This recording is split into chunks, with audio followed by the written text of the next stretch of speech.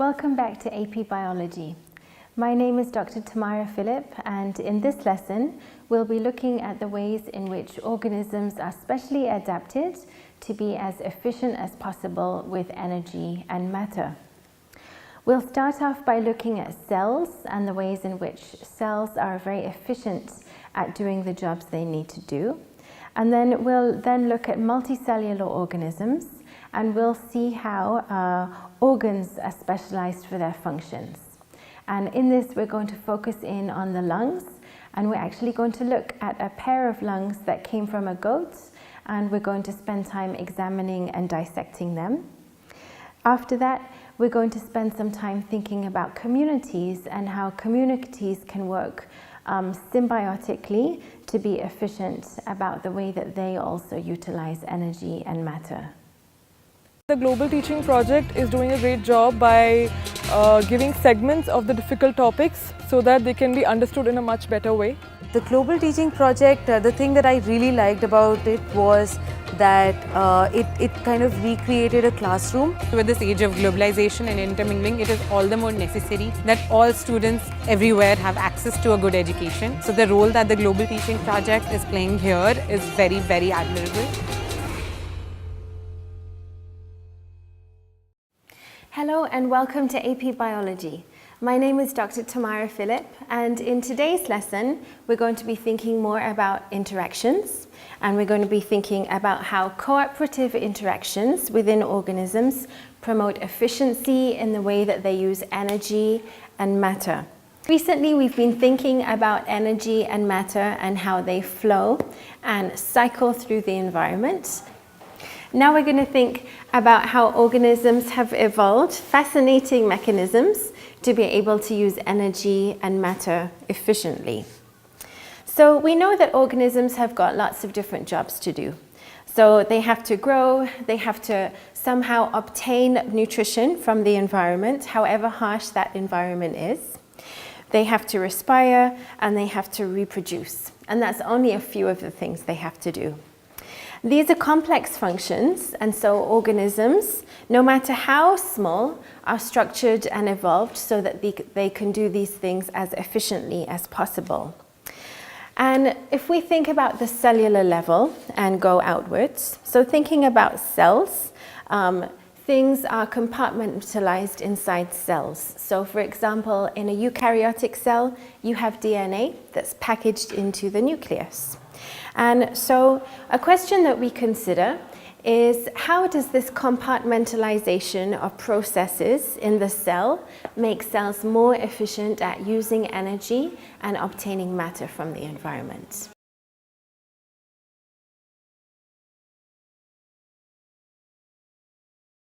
You've got the nucleus for DNA, you've got rough endoplasmic reticulum and smooth endoplasmic reticulum, you've got vesicles, you've got what else?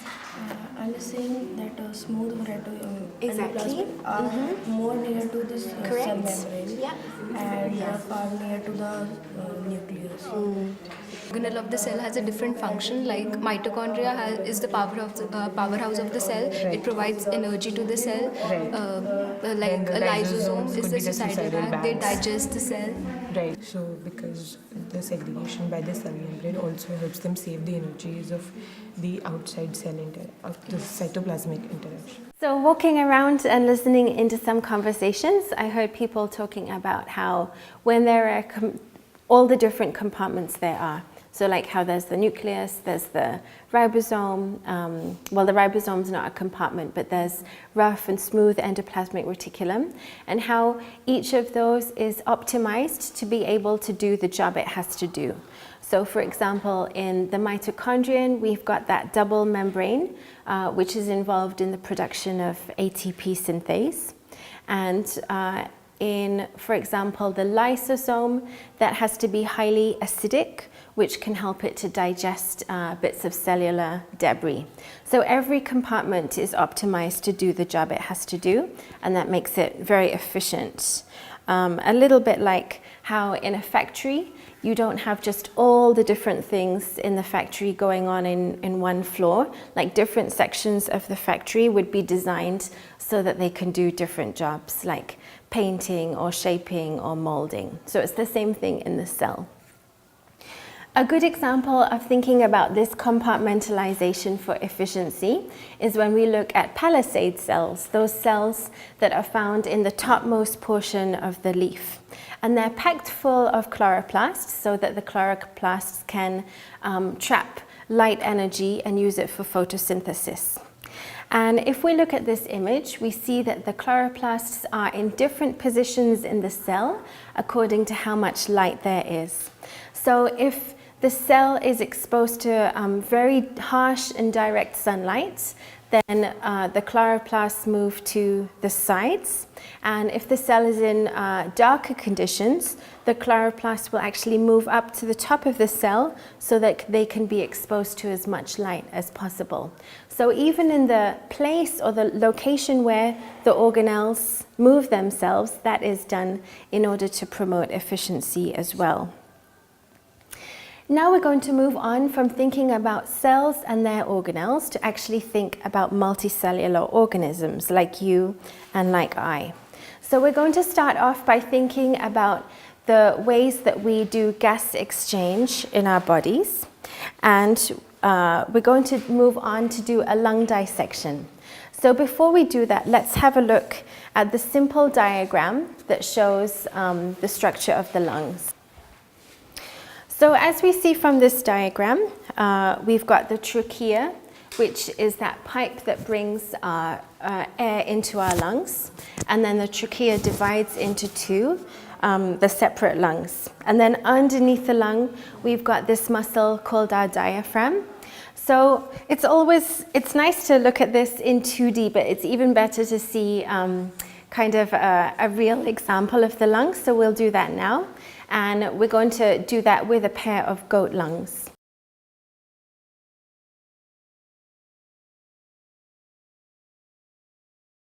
So here are the lungs. So I'm just going to pick them up.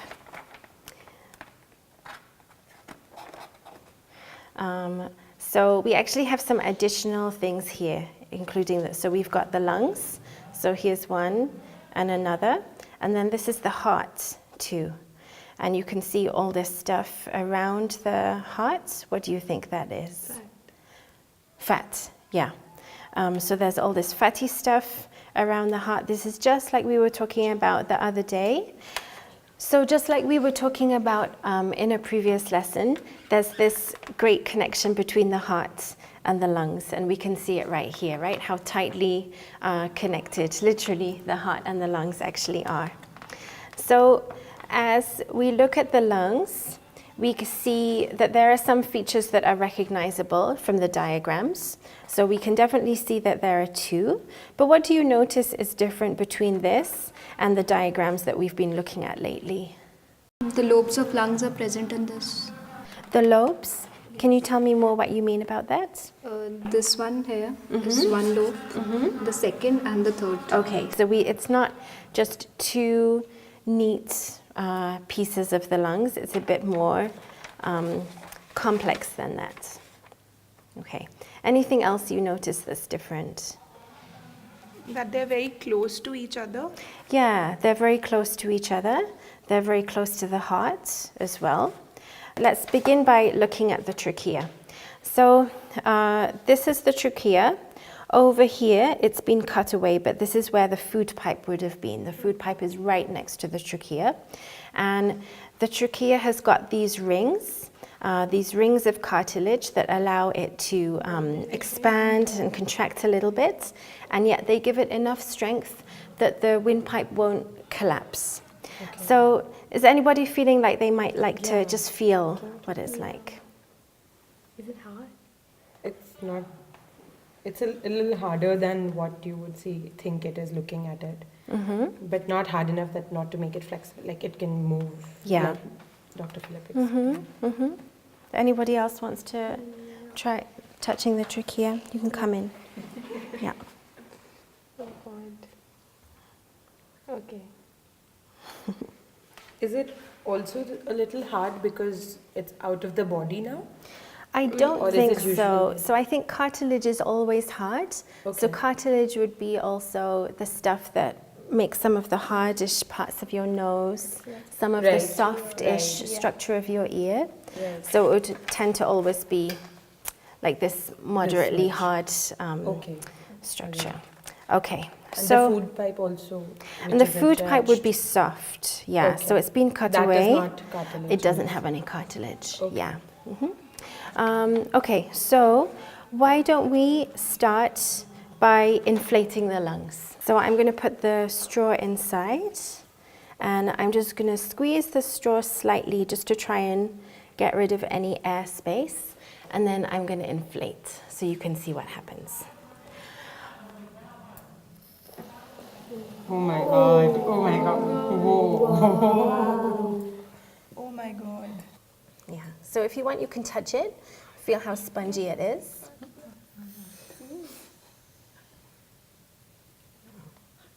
Do the bronchi also would change? I don't think the bronchi themselves would expand. Okay. They just They allow just the the air to channel. rush through them, and then the air goes into all So these they different... rush into the bronchioles, which would be all over the Yes, lungs. exactly. So the bronchi. Yeah. Okay. So that's a good point to pick up on, that the air is going through here, through each of the bronchi, and then through the bronchioles, which are going all through the lungs, and then the air is going into those air sacs, the alveoli. Can we identify the bronchioles and the SX Let's try. All right. So I think we can cut off a piece of the lung and see if we can see any bronchiole going through. So unfortunately, these instruments are a bit dull, so we'll have to see how far we can get. And you can also actually touch the lung, and you can kind of feel air bubbles popping as you put your finger on it. So it's quite amazing how good the lungs are at holding the air inside them, even though this organism is dead and has been dead for a couple of days.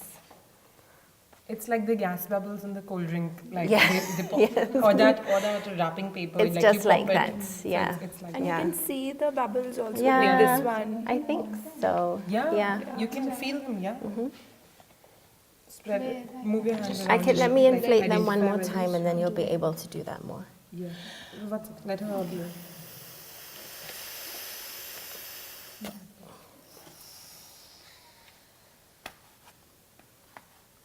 Can you feel that? So if you look into this cross section, maybe somebody who's quite close can tell me what they notice. Are those the bronchioles? Yes. The Yeah. small red ones? Yes.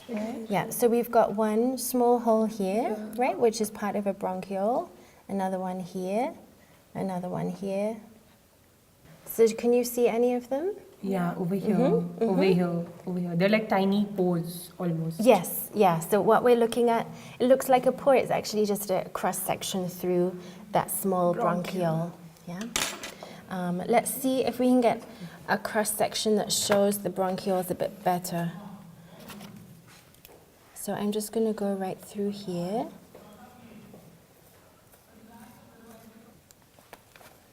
Yeah, so can you see anything here?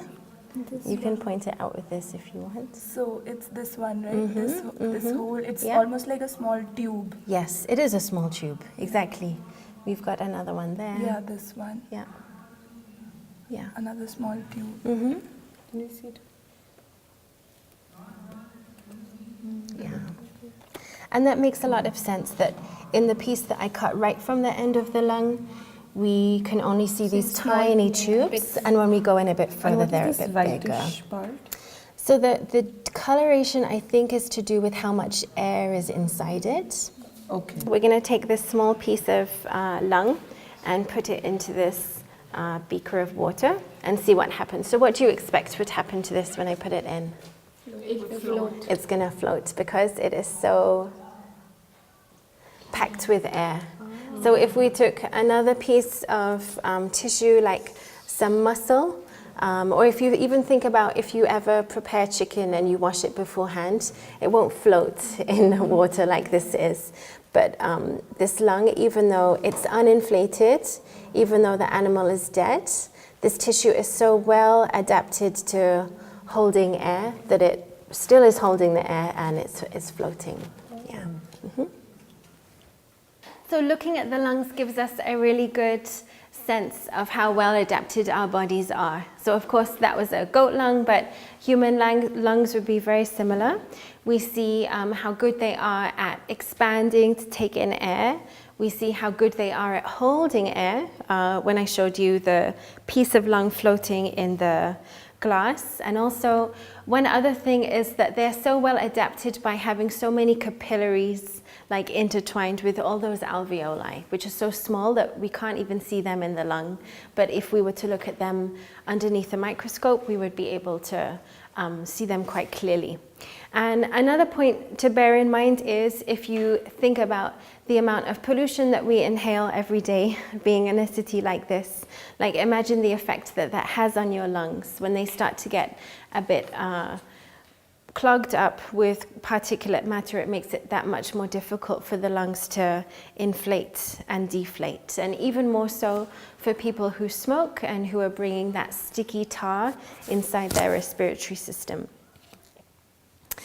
So we'll now move on from the lungs and we'll think about a whole population. So we started our lesson thinking about cells and how they're organized for maximum efficiency. Then we took the lungs as an example of an organ that's maximally efficient. Now we'll think about a population. But we won't think about humans or animals. We're going to think about a population of bacteria. And for this example, we will think about bacteria that actually live in the rumen of animals.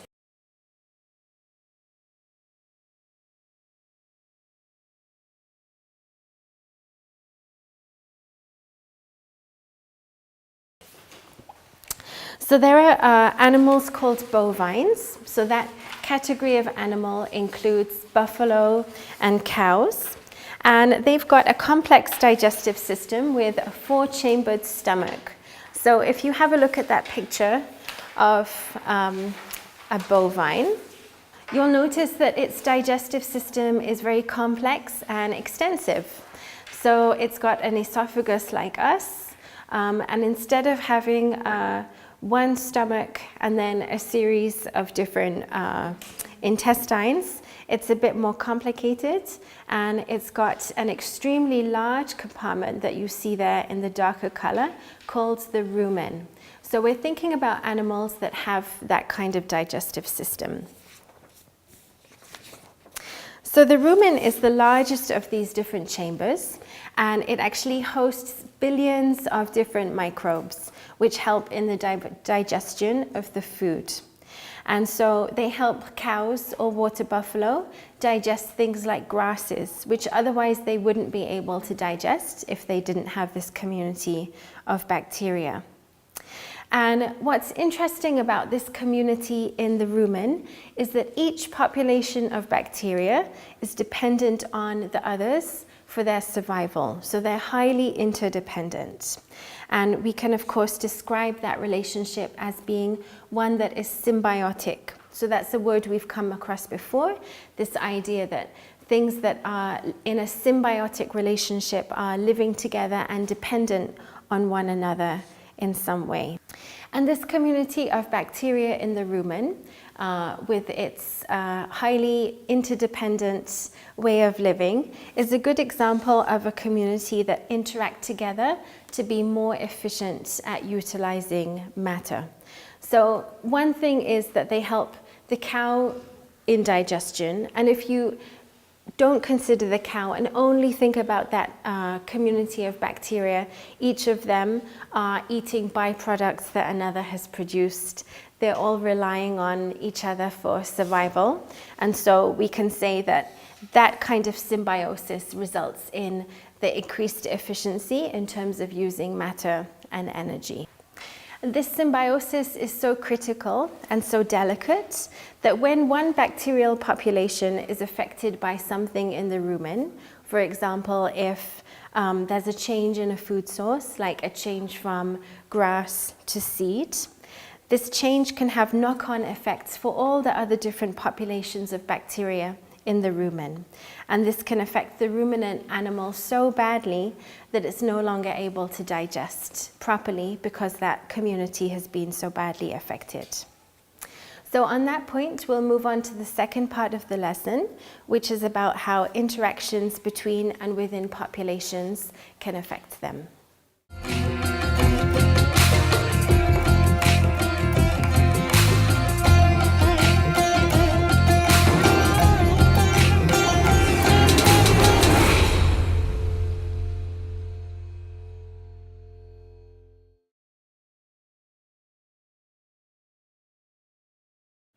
Now that we've spent some time thinking about how populations can interact with and affect each other, like with the example of bacteria in the rumen, we're going to move on to thinking about how these interactions between and within populations can actually affect patterns of species distribution and abundance. So first of all, we'll just make sure we're okay with those keywords. So the first word would be distribution. Distribution is about how the individuals in the population are spatially arranged, and abundance is simply how many individuals are there in that population.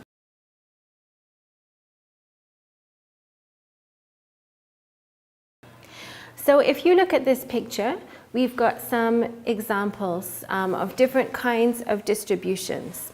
So the first one, the first picture at the top, would be a clumped distribution. Okay, you can see that the individuals are not randomly spaced out there in little clumps. And the second one is random. And the third one is spaced. Okay, so those are three very typical distributions that you see in populations. And so an example of a population that has got a clumped distribution would be elephants, for the reason that elephants tend to go around in groups, which we call herds. And so if you had an aerial photograph of an area where elephants are found, you would see them in clumps with large spaces in between.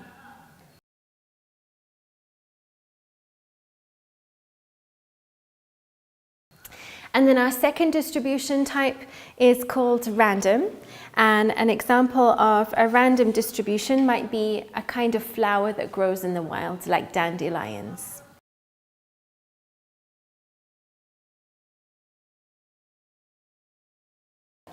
And a spaced population might be tigers. So tigers tend to be lone animals. They're kind of spaced out. And so that would be the third distribution type.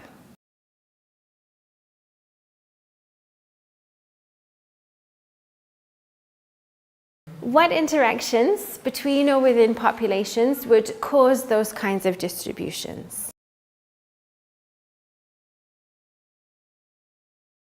And the topography of the area, whether they can survive in that area. Okay. Whether, example, if we take of tigers, they would require more prey, so they go into an area where there are a lot of grass-eating animals. Yeah. Some things that we've talked about have included, I heard some conversations about the tiger and how the tiger is territorial. So if you're a territorial animal that needs to be able to hunt prey, then that animal needs to be spaced out, as we see in that space distribution. Again, with the dandelions, the way that they're pollinated, the way that their seeds are dispersed is itself random, and so as a result you get a random distribution. And then finally with the elephants, we talked about how elephants can actually exhibit some kinds of cooperative behavior. And so they move around in clumps, and they also don't need to be territorial animals because in general the vegetation that they require is available abundantly, so they can move around in a group to find the vegetation and the water sources that they need. So for the most part, species will remain in a certain distribution that benefits them the most, and their abundance won't always be constant, but it will be just moving up and down around a fixed point. So it will kind of be at an equilibrium.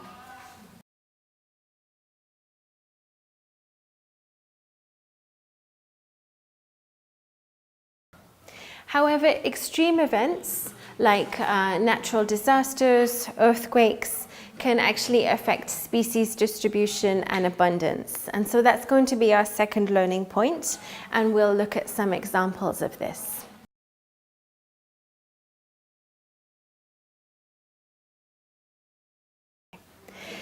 So we're going to look at how certain catastrophes can cause changes in species distribution and abundance. Do you remember the invasive species example we used the other day? Yes, the zebra mussel that completely accidentally ended up being carried from its indigenous site in Europe over to North America, where it's wreaked havoc on ecosystems. And another example of an invasive species, which is a species that has been located accidentally or sometimes intentionally, is kudzu. So in the picture, you see an image of a place that has been invaded or taken over by kudzu. So kudzu is this fast-growing vine, and it's originally from China and Japan, and it was taken to the US as an ornamental plant. So it's fast growing, it can actually look quite beautiful, and so it was first taken just to be put in people's gardens. At one stage, a few decades ago, it was also used in an effort to prevent soil erosion. So it grows very fast, it has roots that can really dig into the soil, and so farmers were encouraged to plant it in an effort to stop soil erosion, because it would just cover the soil and stop it from being eroded or blown away. But the problem is that it grows so fast and so efficiently that it actually covers other plants. So in the picture, it has actually spread and completely engulfed some trees, and it ends up smothering them with this blanket of leaves. And so this example of an invasive species is something that has dramatically affected species distribution and abundance, because what it does is it reduces the abundance of native species in the area. So it's a good example for us of some kind of catastrophic event that changes species distribution and abundance. We will now look at some other human impacts on species distribution and abundance. So the learning point for now is that human impact accelerates change at local and global levels. We've seen how climate change, which is unfortunately caused by humans, has threatened ecosystems in a way that we've never seen before. And we've talked about this in other lessons, so we won't go into too much detail other than to say that when temperatures increase, it changes the ecosystem such that organisms might be unable to cope and might actually go extinct. Another good example of a human effect on an ecosystem is the example of smallpox. So in this picture, you see an image of a smallpox sufferer. In the 16th century, when European explorers started going into North America, they brought with them lots of different things to trade, to use, and to eat. And unfortunately, they also brought with them diseases that had never been seen before in North America. And one of those diseases was smallpox. So smallpox is an infectious viral disease, and it's named smallpox because of those pock marks that it creates on the skin, as we see in this image.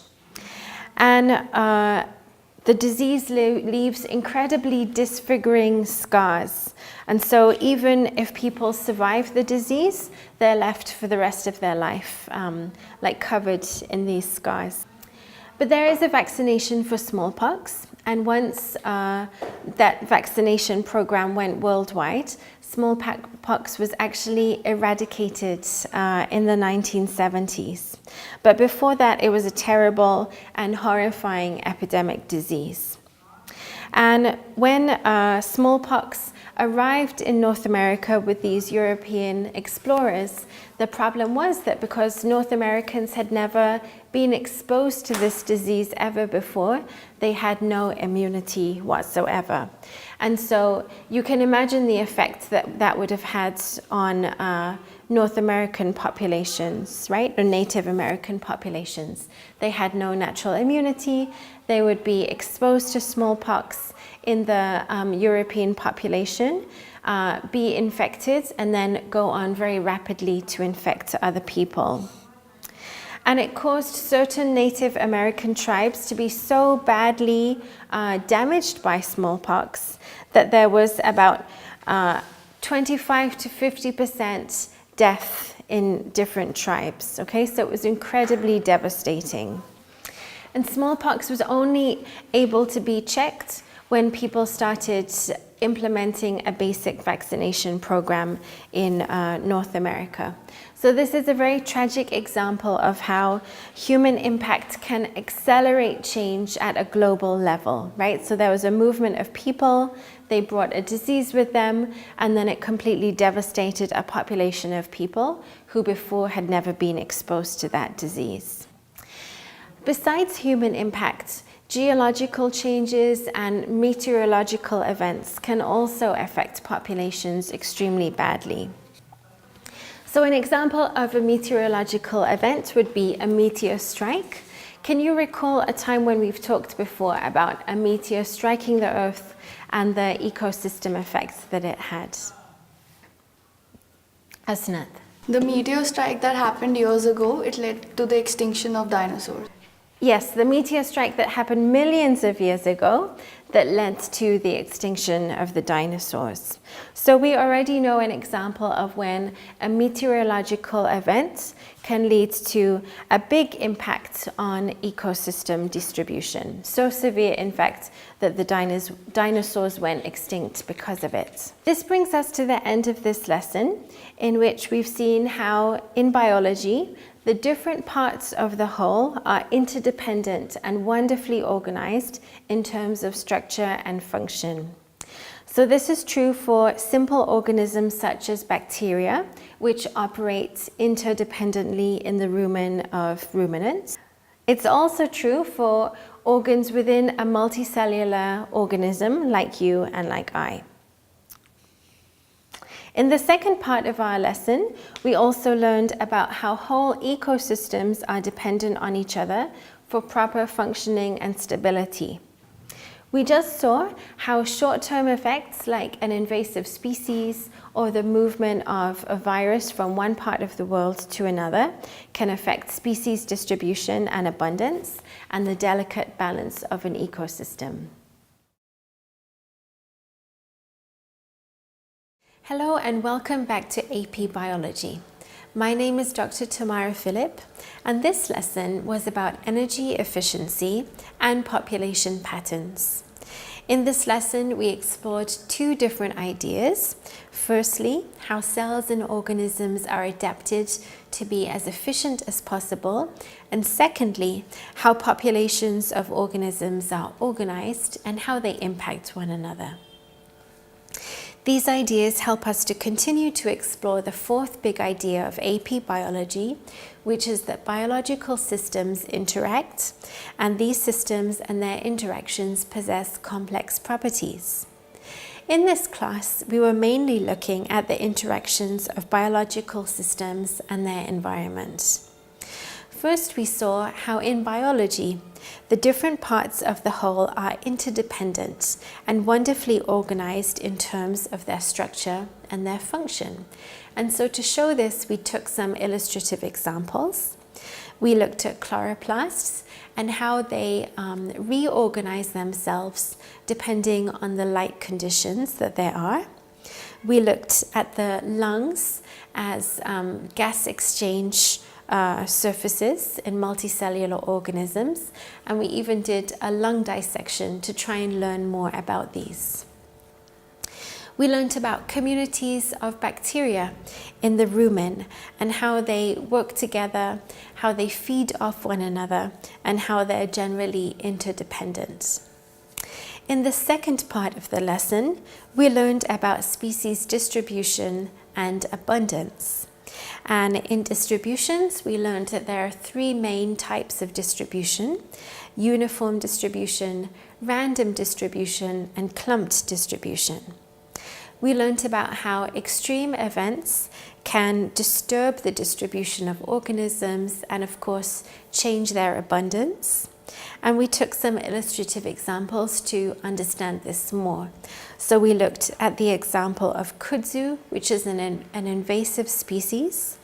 We looked at smallpox and what happened when it was accidentally introduced into North America by European settlers. And we also looked at how geological changes, such as plate movements, have affected the distribution and development of different species.